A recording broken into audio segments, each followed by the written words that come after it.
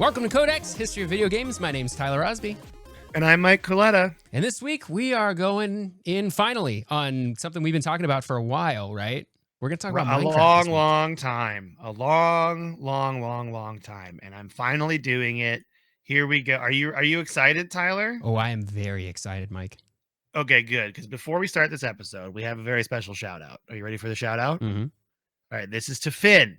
Okay, because he's our number one Minecraft history lobbyist, Finn. Thank you, Finn, for lobbying to do Minecraft. We're finally here. Thank you very finally much, doing it, and it's because of you. This is if we could play the song because of you, we would do that right now, but we can't because we can't get. I'm not doing that. But Tyler will sing it instead. We're gonna get copyright strikes for that. It's almost like we just turned it on. It sounded exactly like the song. So why even do that? Why even pull the audio in? So before we start, I'm going to take a little break from the history. I know we even haven't started yet, and to talk about kind of my story behind this, because I found out recently my memory has completely betrayed me. Oh, really? Yes. So I have a memory of being in Pullman, Washington, Cougar Crest Apartments. It's 2009. And I remember playing Minecraft in my apartment in college. And I didn't really tell anyone about it. It had just come out in May of 2009. Okay. So I think I want to say this was like June or July, right? But then I went onto my email and I looked up when I bought my Mojang account, and that was July 1st, 2011. And I was trying to think about like what features I remember in my first Minecraft world. And I remember there were no like rail systems yet. There was very few mobs. It was survival. So I'm like, maybe I actually take a free version later, but I could be confusing my apartments essentially. And so this is kind of funny because my memory is like, I don't know if this is real or not. I don't remember what is real.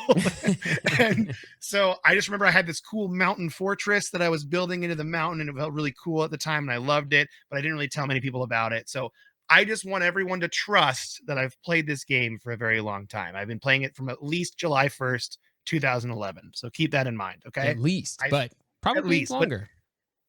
Probably longer. I feel like it had to be.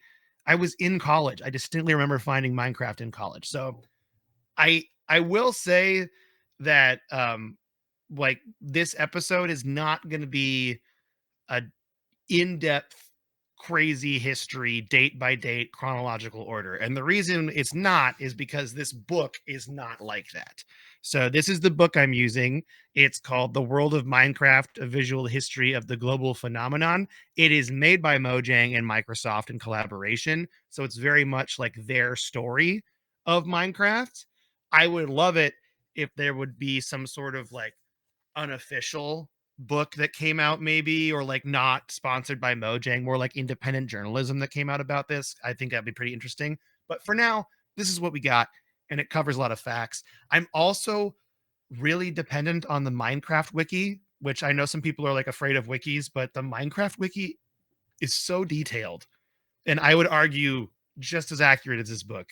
Okay, because there's no reason for anybody to lie on a wiki exactly like that, like especially for like dates, because this book is very general with its dates. It's like May 2009 is when Minecraft was made, whereas if you go on the wiki, it's like May 10th 2009 is when the pre-classic version of Minecraft came out. So it's like very much distinct. So I just want to keep that in mind as we're going through here. I'm really almost treating this more of a review of this book than I am of a complete Minecraft history. So just keep that in mind. But let's get on to the grind facts, because we always start that way. Are you ready, Tyler? Oh, yeah. Okay, so it was developed by Mojang. It was released on May 10th, 2009 in the initial early access. This is referred to as pre-classic. However, pre-classic only lasts 1 week, and we'll kind of get into that. So just keep that in mind. The full game was formally released on November 18th, 2011. Okay, so that is when the game was considered 1.0. Okay, so about 2.5 years after this? Yeah, so it was in early access for like 2.5 years. The original system was only on PC. It actually originally was in browser, which was kind of cool. Oh, really? Yep, and now you could play it on pretty much anything. I even wrote in here, it's any modern gaming system or mobile device can play Minecraft, and And I'm a lot pretty of sure that's non-modern accurate. ones too. One of the things Exactly. that like old Mac people will do, like if you even like an old Power Mac G5, people will play Minecraft on it to like benchmark it, and that game came out way after the Power Mac G5 was like obsolete. So like somebody had Ooh, see? backported it basically.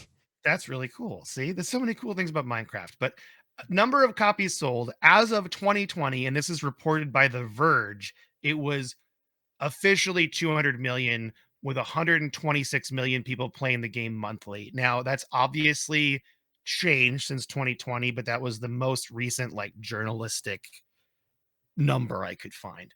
The genre or gameplay is I'm going to call it action, adventure, building, or sandbox, and creative. There's just so many different Okay. genres this There really encompasses. wasn't anything like it when it came out, right? Yeah, there really isn't. And there's still there's imitators, but I would say nothing like this as far as what it did and the theme it did and how important it is as well. There's a lot of reasons it's important, and we'll get into those over time, I'm sure, as we do this. But the average time to complete, because believe it or not, howtobeat.com actually lists how long it takes to beat. There's The a main story is 84 hours and 55 minutes. I'm guessing this would be the end portal. oh, I Because didn't the know that end, even had yeah, that. there's an area called the end in Minecraft where you go fight the Ender Dragon. And that is what I'm guessing they're referring to. The main plus extras is 173 hours and 27 minutes. Completionists, they have it 355 hours and 1 minute. We really would And need to 1 minute. know how they determine the term completionist. Does that mean like get one of every item, beat all the bosses? I'm not Yeah, that's a entirely good sure. question. Or you were just done with it. I spent 355 hours in 1 minute on Minecraft, and now I'm never playing it again. Yeah, I guess that must mean what it means. Metacritic, though, has the score at a 93 out of 100. So that's very, very high. Nice. The first thing I want to talk about is this book goes in chronological order, but it goes off of milestones, which I actually really like. Like this is definitely meant to be a coffee table book. That's what this is for. And I think it nails it in that sense. If you put this out on your coffee table and someone that likes Minecraft comes over to your house, they're going to open it because it's very interesting. Also, the pictures in this book are fantastic. I just want to throw it out there. This is an audio medium, unless you're watching us on YouTube. And I would say you're kind of missing out. All right. If you're not, it's hard to see all the pictures and the detail in this, but it's really great. So highly recommend. But let's start with Notch, which the book doesn't really do. It starts out with Marcus Notch Pearson to be exact, or Pearson. It's Perrson. I'm just going to refer to him as Notch for the rest of the game, the rest of the episodes. According to the book, Notch played the game Infiniminer in 2009 and was inspired, which is pretty interesting because they are just fully admitting that Notch played Infiniminer and was kind of like, I could do that better. That's kind of what happened. Um, so in May of 2009, Notch threw together the first version of Minecraft on May 10th. He built it in the 1990 programming language Java. Did you know that's how old Java was? I didn't know exactly, but I believe it. I mean, it's Yes, still according to the used book. today. According to the book, 1990 is when Java was created. Okay. The game, while primarily influenced by Infiniminer, also took both ideas and code from two of Notch's previous games, and those games are Zombie Town and Ruby Dung. Also, I don't think this idea that is copied by Infiniminer is by no means strange. Like Knotts himself in his original test on YouTube called this an Infiniminer clone. Like Okay. that's what So he it's no called. secret. It's no secret, by the way. Yeah, it's not a secret that he played Infiniminer and thought I could make a game like that. It was very obvious. But That's we're how art already works. now, right? It's all it's inspiration. Exactly. It's how Hmm. art works. We're already going to take a break from the book. I know we just started it, but we're going to get some more context on Ruby Dung and Zombie Town because I felt like that's more important. And the book just kind of glosses over that. So, as it turns out, Notch had some previous experience in the world of Java game programming. There's actually a website I found called theintraclinic.com, and that archives all of Notch's previous websites and his posts and everything. But it also has like a game development history of all the games he made. And I think it starts back pretty far. I mean, it goes all the way back, I want to say, to like the early 2000s. Wow. So, like, yeah, I mean, he was making games online for a while before he made Minecraft. And I kind of use this just to look at the two games, Ruby Dung and Zombie Town, along with the Minecraft wiki, because they both have posts on there. But Ruby Dung is a combination of the word dungeon and the Ruby Lands. And the Ruby Lands is kind of the world that Notch was building for his like games and stuff, like his like fantasy world in a way. And it was heavily inspired by Dwarf Fortress. The main important thing that you should take away from Ruby Dung is this is where the world renderer in Minecraft comes from. Is Ruby Dung. It was based on the world renderer in Ruby Dung, which is pretty important because how Minecraft generates its world based off of a seed is kind of one of the major aspects of the game. Hmm. And that's something that we want to keep in mind as we're talking about this. By the way, I guess I should have opened with this. Have you played much Minecraft, Tyler? Have you played any Minecraft? I've played a little bit. I spent some time. There was a period of time where I played the Pocket Edition on my phone for a little while. I Yeah, had some that's a fun good with one. that. So I've played it. I understand sort of like the gimmick or like what the purpose is. I never got very far into it. I didn't play multiplayer. I haven't done any sort of persistent dungeons. I don't care about creative mode like building things. I just wanted to like craft stuff and beat monsters. That's kind of how I feel too. But Yeah. I am glad I asked you this right now because I'm about to blow your mind. Are you ready, Tyler? Yes, I'm ready. Zombie Town. And this is completely coincidental. We did not plan this. Was a in the book they say GTA Chinatown like renderer. And Wow. we talked about that last week, right? Isn't that wild? That's funny. Yeah, and that was the first place everyone saw Steve, the character Steve from Minecraft, the Steve the Minecraft model. But it is that game was never actually released. It's considered lost, like vaporware in a way. So, but that's where we know that there was a game called Zombie Town that Notch was working on, and that's where Steve comes from. And it was kind of like GTA Chinatown, which is amazing. So Dang. yeah, it's kind of wild. So we have these two games and the influence of Infiniminer to start out. So let's go back to the book. Minecraft was not called Minecraft at first. It was actually called, quote, Cave Game Tech Test, which is very catchy. You can see why we changed the name, right? Yeah. And it was released as a demo in a public thread on the website TIG Source, which is an indie game developer forum. And that's where it was released initially. And it was really just Lego. It was move blocks around, build and dig. That's all there was at first. It was only creative mode. However, with people playing the game on TIG Source, Notch quickly added features. Like he added flowing water and lava and fog, which was mostly used to hide the draw distance, A and then classic game trees developer. and the trees that are breakable, that punching wood that we all know about. When you start out a game, you punch the wood on to get you punch the tree to get the wood for the tree, right? Like that's all starting here. And then finally he added the ability to save your game, which was important because now people could share things. And actually passing around saves is kind of how multiplayer worked at first, before multiplayer was in there, is they would just like pass a save Oh. around. But I want you to keep in mind, this is only over the course of a week, Oh, we're because still pre-classic era. multiplayer was added 1 week later. From May 10th to May 15th, 2009, Notch is adding features every day, just adding. And people are playing it, right? And then on May 16th is when he's going to add multiplayer. And we'll get to that later, which is Wow. kind of nuts to think about. He's just this whole period of Minecraft as we know it is kind of it goes super fast at first and then it kind of slows down. But this first period, it's like, so when people are passing saves around and there's no multiplayer, that's only the first week the game comes out and in free early access, and then it becomes multiplayer. Wow. So the first clue that I had as to why this was popular compared to other games at the time is how Notch treated it. Like here's a quote from the creator of Infiniminer, Zach Barth. He says, quote, the modifiable sandbox mechanic was super compelling, and all of the later resource gathering and crafting steps had never really been seen in a mainstream game before. So it was two really solid ideas that were new and radical, combined with somebody who just kept working on it and had the courage to sell it, which was not the norm for people making hobby projects, end quote. So not just like dedicated to this, right? And he actually did start selling copies of it. You just pay him money, essentially, like PayPal. Just here you go. And he's just like, I But don't know, here's a zip file.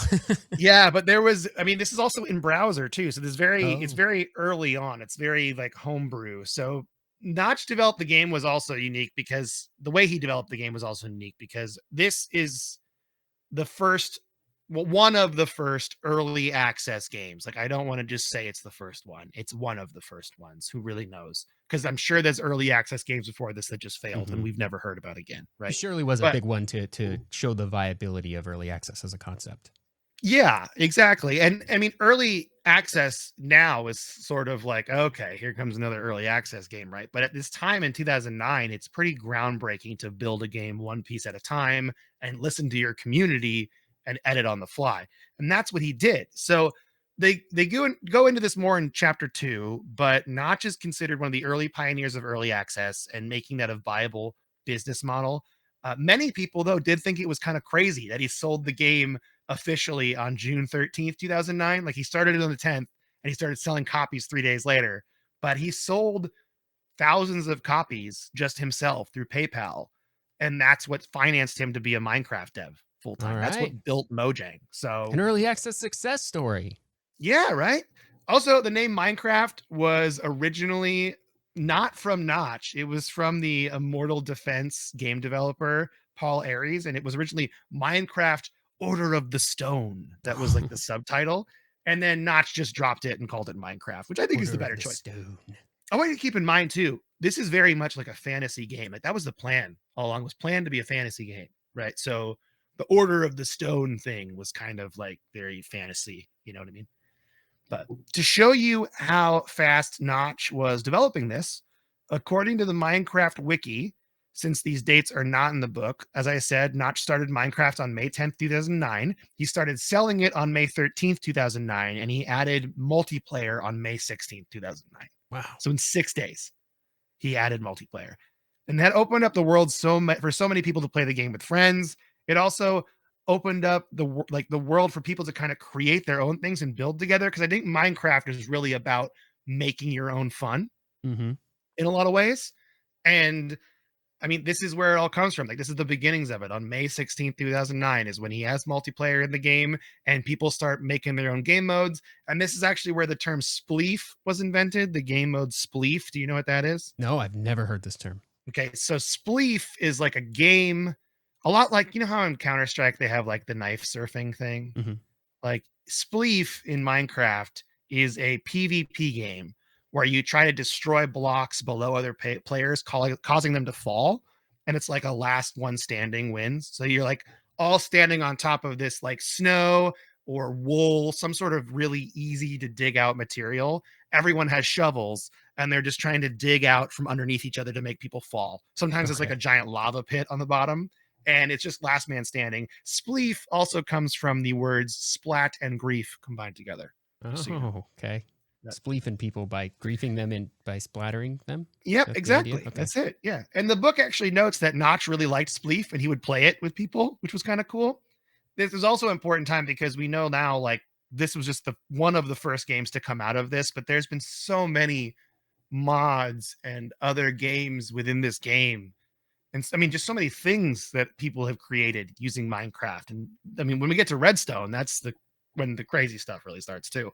So we could probably do a whole episode on Spleef. I was looking into it, and there's a lot of cool competition stuff. Also, the Spleef arenas are really cool. Like, I saw a Pokemon themed one, which I thought was Ooh. really neat. Like And so a everyone, Pokemon gym or like yeah, it's Pokemon got like Stadium. it's got like the Pokemon floor pattern, you know, where they Mm-hmm. always fight the Pokemon on, and there's like arena seats because you could watch Spleef in game. Like, you would be a person going to watch the Spleef tournament, and you could sit in the bleachers and watch from your computer Oh, that's in cool. Minecraft, which is like kind of a cool idea, right?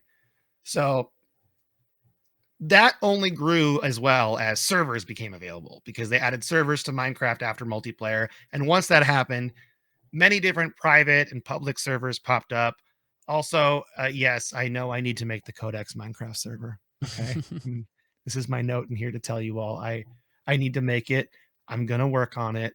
but I've had a couple life events coming up recently that Tyler knows, but I don't want to share on this podcast. And once I get that all sorted, we will get a Minecraft server running. So I believe. I'm excited. Trust in it. Yes. But survival mode, the famous survival mode where we all think of, where you craft items and you fight monsters, that arrived in the fall of 2009. I should note that before it came out, many people thought Notch was stretching himself too thin. However, this He was mode, still solo at this point, right? he's still solo and he's making this all by himself. And some people were like, why do we even need survival mode? Like, why do we even need this? We could just have creative. But Notch kind of wanted there to be more to it. Like, he wanted there to be a goal and a purpose, and he wanted to give people that option. So that's why he made survival mode. It's extremely popular. Like, I mean, that's kind of all I play. I barely ever play creative. I don't think I would touch creative. That's not that interesting to me, but survival is cool. Survival mode's fun because you can just build with your friends. Like, that's the best part about it. And I know there's a lot of videos online about like the 3 weeks where you hit Minecraft really hard and then you stop playing for like 2 years and you come back. That's a big thing. But that's fine. Yeah, I mean, that's what I do. I love it. So this is also where the famous invention of the creeper came about. The bad guy we all know and love, there to blow up your newly created buildings. Fun fact, I didn't know the creeper happened because Notch was trying to code a pig and failed. And Notch said, quote, "I'll keep it for a creepy creature." And he did make a creepy creeper creature. So okay, it's good. Other big developments that came out with the survival release is that it actually was separate, because before Minecraft had been entirely creative. So now when you boot up the game, there's 2 different modes. There's creative mode and survival mode. Along with that, we get bigger caves. We get TNT, so you can blow stuff up. And this is where the now famous music by Daniel C418 Rosenfield comes into play. Ooh. The piano music, the ambient piano music we all know and love, which I love. It's great music. Do you know what I'm talking about? No, I don't. Because when I played on my phone, I probably had played with no sound. That's very responsible of you, because I feel like if you don't play it with no sound, that's just going to make people really annoyed wherever you are. So at least you played it with sound, so that's good. I was impressed with the book because they really focus on the fact that survival was not popular with everyone at first. Many people, including the soon-to-be Minecraft chief creative officer, Jeb Bergenstein, admitted they didn't see the point to survival mode and thought of the game as mostly a creative endeavor, which he's since taken back. But at the time, he was like, why are we doing this? Like, why are we having this in here? So I noticed this about the book too. It seems like every single chapter at the end, they do like 2 little tangents to go off on. And I'm going to talk about these tangents real quick, each chapter. So we're still in chapter 1, but the first twist is that the Minecraft server, as we know it, has been around since very, very early on in 2009, right? And there was a guy named Andrew Godwin who created something called the RoccoW, which was a bot that connected to every public server, downloaded the world, and then he made his own server where you could go in and use like a text command and it'll just take you to that version of the world. It'll load it in for you. Yeah. And so this was kind of like it was called the RoccoW because it was an archive of Minecraft servers, which is really cool. And you could take a tour of public Minecraft history. Now, the crazy thing about this is soon in August of 2009, the RoccoW went open source. So anyone could use the tool he made to download worlds. But then right after that, Godwin admitted he like went to college and his life started getting in the way. And so the RoccoW became like an archive because it kind of got lost to the wayside. So he also mentioned too that Notch made so many updates to the game, it was really hard to keep up. It was very, very hard for him to keep up with actually making it so the bot didn't break. Yeah, because of all the changes made. Yep. So that was a big thing too. But yeah, I just thought that was a cool thing they brought up, is like this person that was there to archive everything. Like they actually bring up the fans a lot and the player community that was built around this. So I really like that. And the second one's like that too. The second tangent in the first chapter is all about the Minecraft forum, which is minecraftforum.net. I've been there before. This became an extremely popular website because of the modding scene and also the like YouTube celebrity of the game, because we'll talk about it next episode, but the YouTube bump that Minecraft got is what made it, I think, what it is today. I would also say, Bo, it was kind of a symbiotic relationship because Minecraft bumped YouTube, but YouTube was also bumped by Minecraft, Oh yeah, the right? whole gaming like thing on Hmm. YouTube was very propelled by Minecraft videos. Yeah, exactly. It was very much like built up by it. So we have that as well. The I think I just lost my place. Sorry, everybody. Well, this is embarrassing. I just can't find where I'm at. There we go. Okay. I didn't need to scroll at all. So that what's funny about this is the all of this Minecraft forum stuff and all that things we just talked about. That was just chapter 1. So we're Dang. 26 minutes into this podcast and we've only talked about chapter 1. So as you can probably tell, we're not going to finish the book today. There's no way. So let's move on to chapter 2, which is really primarily focused on what's known as the in dev or in development period of Minecraft. This is from December 2009 to February 2010. The in dev time in Minecraft brought a lot of features to the game and some features that were dumped as well. Like they mentioned, there were other pieces of this that just kind of were tried out and then just dumped out of the game. But we're going to focus on the things that were really brought in because that's what the book focuses on. So many of the features that did come in this winter 2009 in-depth period included crafting, it included handheld tools like your famous pickaxe and your sword. It was smelting, and then also the ability for fire to spread on its own because there's a very famous YouTube video of someone's entire house burning down that they built and took the time to craft because they tried to make a fireplace in an all wood mode. Yeah. So check that out. The biggest addition to survival mode, though, was the day night cycle because I didn't really know this. Before then, there was no nighttime. Oh, it was just Like the all during the day. It Yep, wasn't all during the scary. day. Yep. So because that's really what brought this like new dimension to Minecraft because you would truly have to survive the night. Enemies would randomly spawn. In the book, they interviewed a survival map maker who thought at first it truly felt like a horror game, which I completely agree with. And I remember like being super scared of the nighttime. And keep in mind, when I was playing this game, I was in my 20s, like early 20s, and I was like, I can't, I got to turn the lights on. It's dark. It's scary. I got to dig a hole in the ground and hide in it until daytime. So it's very much a scary game at first, and then you get used to it, and you're like, okay, now I'm going to run out and start killing the mobs at night so I can get some experience. But after the day night cycle and the basics came the major change of how the worlds were developed. So initially, they're using that Ruby dung form of creating worlds, and then Notch created something called infdeb or infinite development, which is it's not truly infinite because Minecraft worlds are larger than the surface area of the earth if you Dang. walk through them. Yes. There's ways to get around that. Like there's an 8-to-1 ratio of 1 block in the nether is 8 blocks in the surface world.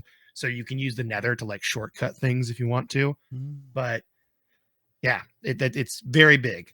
And the infdev was done by using something called Perlin noise algorithms.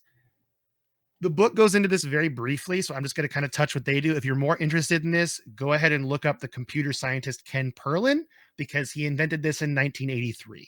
And invented, do you use the term invented for mathematical algorithms? Discovered? I think there's an element of invention if you're like, here is a method for like generating noise to be used in like RNG things. I think you Yeah. would say invented. Okay, invented is the right term then. Good. So Notch used the Perlin noise across the horizontal and vertical axes to create terrain in 16 block chunks. He made them at 16 blocks at a time so it wouldn't slow down the game. But as you walk through the world, the game is procedurally creating itself around you using this infdev Gotcha. algorithm. So it's not Okay. like you don't hit the button and then the whole world gets generated right away. It is being generated as you move around. Yes, which is also why if you're playing the game in an infdev version, which is most versions now are infdev, you'll notice that your save file gets bigger Oh, because it's actually building your save file up and making more stuff it's got to save. that makes And sense. we're going to talk about that at the end of chapter 2 because there's a really cool thing about that I want to talk about. One of the tangents they go on, it was probably my favorite thing I've read so far. So I want to talk about that. But during the InfDev period, it's important to note that caves were removed and then added back in because Notch didn't want to like mess up the cave algorithm at the same time. So he took caves out, put InfDev in, and then when he put caves back in, that's when he added mine carts, monster mob spawners, and then chests. And those are chests that are like you find in I want to say the abandoned mine shaft areas, that kind of stuff. You got goodies in them. Yeah, actually, no, not the abandoned mine shafts. Those didn't come yet. In monster spawner rooms, which are the rooms with the cobblestone cubes, there's always a chest in there. So there's a monster spawner and a chest, and that's what we're talking about. I just corrected myself with my own knowledge of Minecraft. Feels pretty good. Not gonna lie, feels pretty good. Okay. Also, big thing at this time too, we get a desktop application of Minecraft. All right. Taking out of the web browser. No more browser. No more browser. So unless you really wanted to, but I'm pretty sure that got fully axed at a certain point. That might be something we need to talk about next episode. But so here's the 2 sections of the first 2 chapters that have some cool tangents that I think are worth mentioning. And the first is related to that InfDev I was talking about before, because there is something called the far lands, and that is where the InfDev algorithm kind of breaks, and you can get to that point in older versions of Minecraft. You can kind of see the world break, and I would describe it as looking like Swiss cheese. It's got like holes just like in it. Holes everywhere. Mm-hmm. And there is the section's called Remembering the Farlands because there's a YouTuber named Kurt J. Mack who has a YouTube series called Farlands or Bust, where he tries to walk there. And he's not using the nether trick. He's not using console commands. He is walking the 12 million blocks to get to the Farlands. Dang. And he's using a very specific version, like the newest version of Minecraft he can use that has the Farlands glitch. And I think it's like 1.7 something. But I actually watched this. So as of the book writing, he'd been doing it for 13 years and was only halfway there. Holy.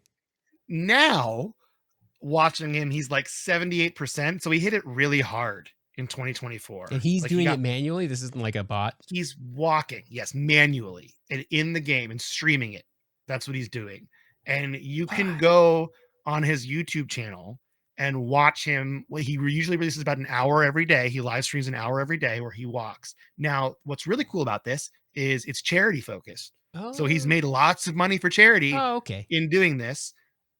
I don't know. I mean, I'm sure he's made a profit for himself. I hope so. I would hope he would, because he's got like a lot of subscribers on YouTube. I didn't look at his Twitch count, but his YouTube subscribers is in the hundreds of thousands, if not a million. Okay.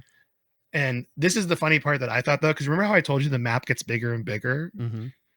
His save file is 74 gigabytes. Holy. Wow. And it doesn't run right. It's like very much glitchy, and like he's moving at like 3 frames per second, but he's still trying to get there. And I was trying to watch his stream and I'm like, I couldn't do it. I wouldn't be able to play the game this way. There's no way. An extreme version of the Desert Bus mini game from the Penn and Teller thing. Yeah, it's very it's very extreme. It's very extreme. And I love it too, because he actually died recently too, and he hadn't died in like 13 years. And he died because of a glitch where if you have a wolf in a boat with you, like a dog, like because you can tame wolves to make them into dogs. And he tamed one, and the wolf being in his boat with him caused him to glitch and die, which is very funny to watch. It's on his YouTube shorts if you want to go check that out. But yeah, the name of the channel is Kurt J. Mack. And the name of the channel, is Farlands or Bust. That's what it's called. So I have to check this out. He's streaming an hour every day. I watched some of it. I really enjoyed it. He's just a chill guy, and he lives in Seattle. I found out because he mentioned Seattle, and he mentioned the weather in Seattle yesterday when I was watching his stream. So I was like, that's awesome. So the second part of this is also really interesting. And are you aware that Minecraft has paintings, Tyler? I am not aware of any Minecraft paintings. So when you make a painting, you use I think you use leather or paper and then sticks, and you can like put it on the wall. And when you put the painting on the wall, it becomes a random painting in the game, right? And those paintings are made by someone. They're all made by the same guy. And that guy's name is Christopher Zetterstrand. And at the time he made the paintings, he was Notch's brother-in-law. And the paintings are actually miniaturized versions of oil paintings that he made where he was inspired by games like King's Quest. And so it's funny because he even talks about it. He's like, I'm taking video games, turning them into oil paintings, and then turning them back into pixelations. It's like morphs, back into its original form. Wow. So that he kind of created his own art style in this way, you could say. But the one thing that's really cool about this, and the book goes into it, is that he gets messages about how he's inspired so many people through his art in Minecraft. Like, he's an artist and he's got a website and he's got a bunch of paintings and he does his own like art shows and all that stuff. But Minecraft is what made him really famous. And so there'll be people that email him like, I made a giant gallery in my Minecraft world of all your paintings. Take a look. And like, it's just really cool to see that. And he talks about, there's a moment where he talked about how he was on TikTok or like Instagram Reels, and he saw someone taking one of his Minecraft paintings and making it pixel by pixel. And he's like, it's just really surreal to watch someone make something that you made into pixels into more pixels. It's just weird. It's a weird thing. So art imitating life, imitating art, imitating life. Exactly. It's that. Just forever and ever and ever. So I thought that was really neat that they're giving him his own little section there. I kind of wish they did that with the music, but I'm wondering if that's later in the book. So we'll see. The chapter 3, though, we're on to chapter 3 now, and it begins in 2010 with Notch switching to full-time development and creating Mojang officially. One funny thing about this period is that Minecraft was a popular game, but not popular culturally yet, and it was not very well known. And this got them into trouble because PayPal is who all the Minecraft sales went through, and PayPal started to flag it as fraud. Because they didn't understand why all this money was going to this account. People were just send money to Notch personally on his personal PayPal. Okay. And this guy got thousands and thousands and thousands of dollars this way. And so they actually ended up going to banks to try to get like a good payment service set up. And then they thought they were fraud. And it was like a whole thing of like, how do we get the payment service to recognize that we're a video game company? And that's what we do. So that was kind of a funny little anecdote at the very beginning of chapter 3. The first section, though, is on Redstone.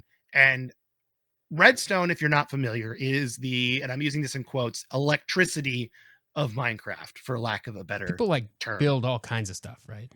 Like computers, so like you build it. It's a logic gates. Like you can recreate. There are pieces of Minecraft Redstone switches that act like AND gates or OR gates. Like you can create AND OR gates out of those kind of materials.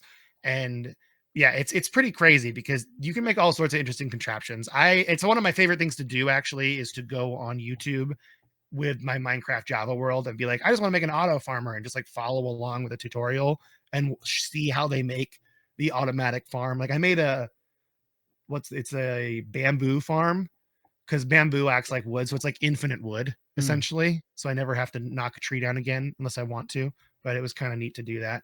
So there's also people that have built computers in Minecraft. You were ahead of me. Look at that. You can actually see it. They use redstone to make like the transistors. So these computers can actually do things, but they just do them very slowly because you're running a computer inside a computer, right? So it's like, and it's not exactly an optimized. Exactly, it's not optimized. It's a video game. So if you're wondering if it can play Doom, yes, it can play Doom at like less than 1 frame per second. I guess is probably what it's going to do. So Redstone also helped the modding community out a lot. This is when people became really serious about modding Minecraft. We see the first like Minecraft mod coder pack come out, and this is how the book puts it. I bet you it's a more distinct process, but they talk about how it would translate the machine code of Minecraft into a readable format so you could make your mods and your edits, and then it would put it back into that machine code version so you could make your own mods. in Minecraft, essentially. That's a very simplistic way of putting it, but that's how it worked in a very general sense. And the modding scene was great because that also got a lot of these modders that were like hired by Mojang. So there's a modder named Michael Stoic who helped create the mod coder pack, and he was later hired by Mojang as a tech lead. Nice. So yeah, it kind of turned into a job, which was really neat. The other new mechanics at this time were all introduced as they were used as quote Secret Friday, so SEECRET Friday updates over the summer of 2010. And this included snowballs and livestock farming, as well as redstone. So that was all kind of added at the same time. So it's a pretty big time for Minecraft, summer Sounds like 2010. Big time. But let's go back to the business side of things. With Mojang, Daniel Kaplan was hired in 2010 to be the business developer of Mojang. And during this time, they were trying to consider like how they wanted to play this. Do they want to partner up with another company to make it so that they can focus on the game development? And I had no idea about this before I read this book. I had never heard of these things, but there are actually 4 instances where they almost teamed up with pretty famous game developers or publishers. So the first is Minecraft was almost a Steam exclusive. Wow. They made Steam an offer to put Minecraft on there exclusively as just a Steam only game, but they did not want the normal Steam percentage deal. They actually lowered the percentage rate of what Steam would get. And Valve said no. They're like, you would have to take the normal deal if you want to be a Steam exclusive. So that didn't work. Second, Minecraft almost bought their own like indie version of Steam called Desura, Desura. But Daniel Kaplan notes that many of the games on Desura were just, I would just say like garbage, like as in to just like get you kind of to pay money for things, kind of like the problems that Steam would have later on, where people would just make Steam games and charge money, but they're just not good. They're not complete. Yeah. They're just trying to make money. So they didn't go with that. They didn't want to be associated with that. Third, Minecraft almost teamed up with Unity, and they were going to have Unity work on all the modding tools so they could just only do development. But then they realized that they are more player focused at Mojang, right? They're community focused. If they became like modder focused, it might pull people away from the game if they went that direction. So they didn't go with Unity. And the last, and in my mind, the nuttiest of them all, the craziest of them all, is EA, Electronic Arts, almost teamed up with Mojang to publish Minecraft, but also have Mojang make a new version of The Sims. Whoa. They wanted Mojang to take over the franchise The Sims.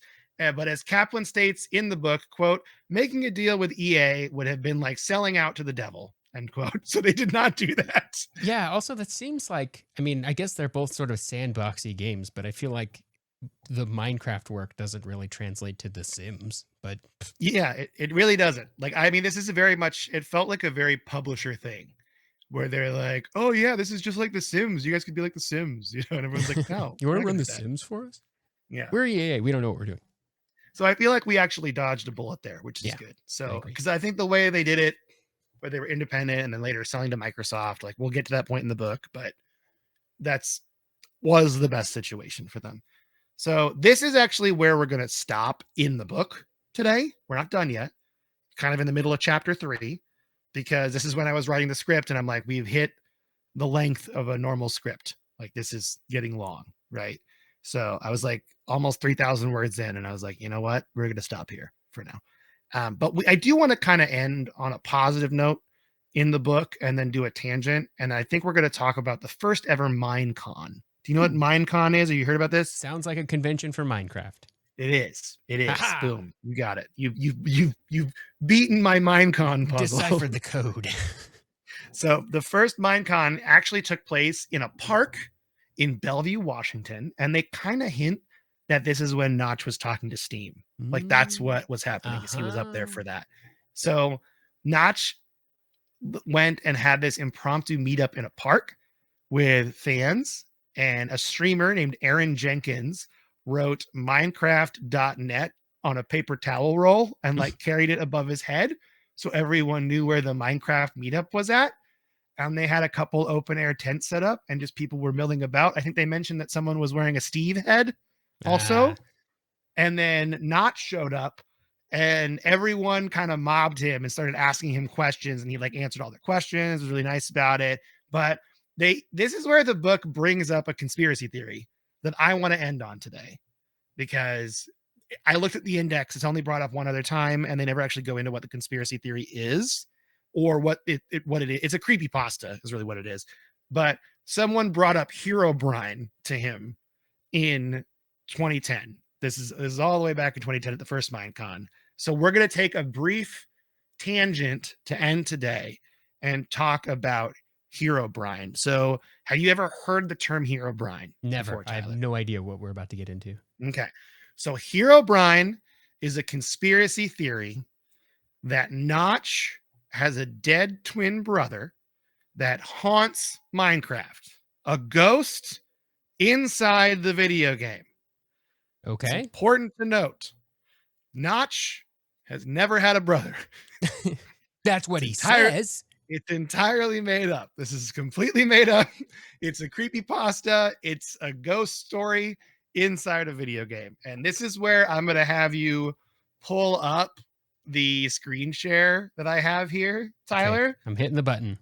Yep, because this is the original post from this. And I'm sorry if it's a little bit blurry to everybody, but Hero Brine is a figure that supposedly appears in Minecraft and he looks a lot like Steve, but he has white glowing eyes. So I'm going to zoom in and show you where he is. So that's him right there. Oh. So this is one of the first pictures that popped up is this image. So there's like a text post to it and then there's this. Now, obviously, this is extremely easy to fake, right? Sure. It's extremely easy to fake, it's extremely easy to make up, but that's kind of the point of it is Hero Brian is this ghost that appears in the game and he has white eyes and it's Notch's dead brother that's like haunting the game. You can turn off the screen share, by the way, now, Tyler. I think we got the point across. We've scared the people too much. We spooked Okay, him. people are too scared. Put it away. I'm scared just thinking about it. Okay, so that's Hero Brian. But the funniest part about Hero Brian is if you email Notch about this, you will get an automatic reply because he has a flag set if you include the word Hero Brine in any email, an automatic reply. And it reads this: Hi, this is an automatic reply because your email contained the word Hero Brine. I received quite a few emails about Hero Brine and can't reply to them all manually. Hero Brine does not and never has been a part of Minecraft, nor do I have a dead brother. It's possible some mods might include a Hero Brine character, and some players might play tricks on other players to make them think they saw Hero Brine, but the story behind the character is not true in any way. For more information, see minecraftwiki.net/wiki/Hero Brine. Thank you for your email, Notch. And that's funny because that's where I found this email at, was on that wiki. And So you didn't it even is have to bother his email filters. I didn't even need to bother his email filters, but I just thought it's so funny that it's so famous at this point that he has an auto reply set up to just respond to people asking about Hero Brian. That's very funny to me. So Hero Brian has never existed anywhere in the game code, and it's just one of those fun internet rumors that people make up. I wanted to end on this because it's kind of a fun modern day take on a ghost story. And I should mention that like Hero Brian is not only mentioned in passing, but it's also not in the book really. There's two parts in the index that bring it up. Once during this Minecon part, and next when Phil Spencer is talking about it like later in the book. And so I kind of felt like we had to go off on a little tangent here to kind of explain that. If you're interested in Hero Brian, I would look at the Minecraft Wiki article because it actually has so much information. It even has the first post, which was on July 31st, 2010 on the Minecraft forum where it all started. And they actually track each instance of the post, which is cool, and show these like creepy screenshots of a character with white eyes and no screen name above him. Like, ooh, scary. Are So you scared? spooky. Mm-hmm. I'm spooked. I thought you would be. So that's why we're going to move on. But I think the important part about this And what makes Herobrine cool in the context of Minecraft is it was so popular in 2010 before it even came out. There were ghost stories. There was Wow. a ghost story in a game, which is awesome. That's really cool. Like not a lot of games have that kind of culture associated with them. It's like And this and Minecraft was Pokemon. that. Exactly. Yeah, Minecraft and Pokemon have ghost stories. That would be a great thing. If I was ever going to write a book on video games, it would probably be about creepy pastas and ghost stories in video games. Let's get real. So that's look at that. We just figured out the book I'm going to write. I'm really All right. excited. I'm excited. I can't wait to read this book. You want to read it? I'll Very be too slowly because scary. I just have to keep closing it because I'm too scared. That's right. That's exactly it. So that's where we're going to end today on Minecraft. This book again, it's called The World of Minecraft: A Visual History of the Global Phenomenon. It's really fun. It also has the word phenomenon in it, so it's like the Muppets. That's also fun too. But yeah, I would say pick up the book if you're interested, because again, there's a lot of images in this book and really cool pictures and concept art that I can't really show on the podcast. So you should check it out. I'm not a shill. I don't work for Mojang. I don't work for Microsoft, but I could work for you, Microsoft. I'm right here. Not a sponsor, Phil, but could be. Phil Spencer. I live in the Seattle area. Phil, we can hang out. Call You're your probably boy listening up, to Phil. this. Call me up, Phil. You need a historical loud person to come up there and do something. I'll do it. So, you got to shoot your shot, right? That's what right. you got to do. So we'll continue Minecraft again. I'm sure. I'm trying to like kind of piece these apart in different ways, but this is the first one. So we're calling it Minecraft the Beginnings. There's plenty more of the beginning of Minecraft. We haven't even gotten out of early access yet. So there's going to be a lot more to talk about. Next time we might talk about YouTube, the influence of that on there. But yeah, that's where we're going to end today. Tyler, what you been playing? Put in a little bit more time on Ghost of Sparta. I'm making my way through it slowly. The second PSP God of War game. But I have spent significant amount of time this week playing Split Fiction. Ooh, is it fun? It's so good. If you liked It Takes Two, it's more of that, but like better, because I like the scenario a little better in Split Fiction than in It Takes Two. Not that It Takes Two, I don't have any problem with it. That's a phenomenal game. But I think Split Fiction is even better, and I'm having so much fun with it. I love it. I love that. I want to play that. I want to get my loving wife to play this game with me, but I also realized I don't have another controller. So maybe we'll play it on Switch though. We could do like the Joy-Con. You got a PS3 controller, just plug it in. Oh yeah, we could do that. That's right. We have to play on PC. I have to run the HDMI cord around, but I'll do it. I'm not afraid. It's worth. So that's great though. So that's all you've been playing this week? I think so. I'm trying to think if there's anything else. Well, there is another game we were together for and we played together. Well, I played and you watched me. Shepard. Oh yeah, we're playing Mass Effect again. Yeah, we're playing Mass Effect again. We took a break from playing with our buddy because we're all kind of playing through these together, which is a great way to do this. Discord, thank you, Discord. It's an amazing way to play. But I was playing Mass Effect 2 and streaming it to the both of them, and then we were all doing the decisions together, and it was really fun. And that's a cool way to play a video game. We did get the Krogan because we got the Krogan. Rex. I immediately let him out of the tank. Immediately. Because we killed Rex. We're playing Renegade, and it makes me really sad. Yeah. And then I watched the video on Rex, and I was talking to a friend of the podcast, Jamie, about this, because Jamie's also playing through Mass Effect, and she's also on 2 now. And she brought up a good point where you don't really like what Rex is asking for isn't that bad. Like you could just give it to him. It's not going to do anything badly yet, as far as you know in the first game, right? Yeah. So it's like, we really could have just not killed him. But I mean, hey, we're playing Renegade. We're being assertive. So that's where we're at. Other games I played this week, I've been playing Avowed again. Pick that up. Really digging it. I'm kind of gotten into the story. I've gotten like the first story reveal so far, and that's really enjoyable. And then that's really all I've been playing this week, though, is just Avowed and my usual multiplayer shenanigans, Valorant, League of Legends, all that stuff. Sure. Yeah, I've been really enjoying Avowed. And I'm actually kind of like how simplistic it is. I think I mentioned that last time, but like it's got a very simple crafting system, very simple combat leveling up system. It's just kind of like a fun thrill ride all the way through. And I really like it. And I'm a wizard with a gun. And that's all that matters. That's good. So it's a good time. I do have one other game that I played. I put some time into Ever Crisis, the Final Fantasy VII mobile game.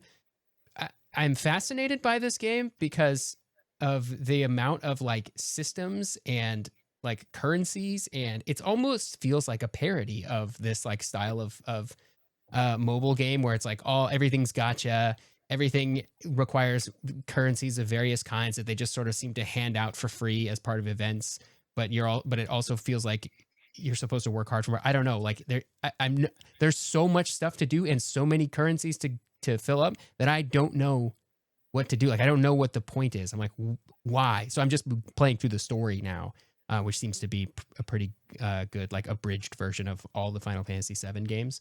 So that's my why. But I can tell that there's more stuff, but it's also like the game sort of just plays itself too. I don't know.